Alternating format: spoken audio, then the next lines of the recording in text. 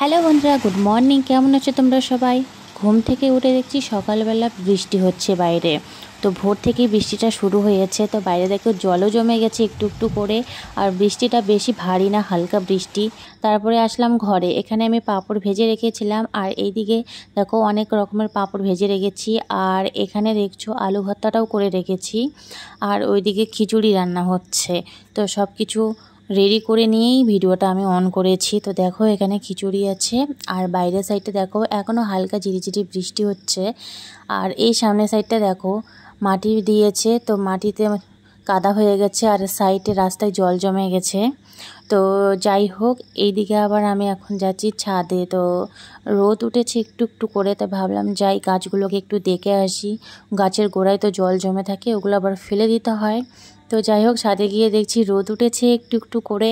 আর দেখো আমাদের বাড়ির সামনে মাঠটার দিকে দেখো জায়গায় জায়গায় জল জমেছে, বাট পুরো মাঠে জল জমেনি। আর কয়েকদিন আগে তো মাঠে একটুও ঘাস ছিল না, এখন হালকা বৃষ্টি হওয়ার কারণে মাঝে মাঝে জল জমে থাকার কারণে একটু করে ঘাস বেরিয়েছে। আর দেখো এই যে টবের গাছগুলো দেখো, বলেছিলাম না টবের গাছের মধ্যে তোমার জল জমে থাকবেই কি থাকবেই। তো এদিকে জল জমে আছে, তো প্রতিটা গাছে ছিল না, তো কিছু কিছু গাছে ছিল। ওইদিকে সবেদার গাছটা দেখো।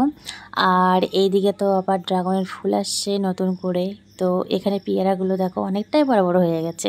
ছোট দেখিয়েছিলাম, এখানে দুইটা ড্রাগনের ফুল ধরেছে, বাট একটা ফুল নষ্ট হয়ে গেছে। আর এদিকে আরেকটা হচ্ছে। তো আর এই টবটা দেখো কতগুলো জল জমে আছে, এগুলো আমাকে আবার ফেলে দিতে হবে। তো সব জল হয়তো আমি ফেলতে পারবো না, কারণ এতটা ভারী টবটা। আর এক হাতে ফোন ছিল আর এক হাতে জল ফেলছিলাম। যাই হোক, এতটুকু জল ছিল, ওটা রোদ উঠলে শুকিয়ে যাবে। আর সামনেটা দেখো অনেকগুলো জল জমেছিল রাস্তার মধ্যে, এখন আর জল একটুও জমে নেই রাস্তার মধ্যে। তো যাই হোক, চলো তোমাদের আরেকটা গাছ দেখাই আমি। এই যে দেখো আমার ছোট্ট একটা পুঁই শাকের গাছ লাগিয়েছিলাম না, 3টে লাগিয়েছিলাম, তার মধ্যে তো 2টা মরে গেছে, আর এটা একটু হয়েছে। তো দেখো এত সুন্দর হয়েছে। তো চলো গাছটা বড় হলে তোমাদের আবার দেখাবো একদিন।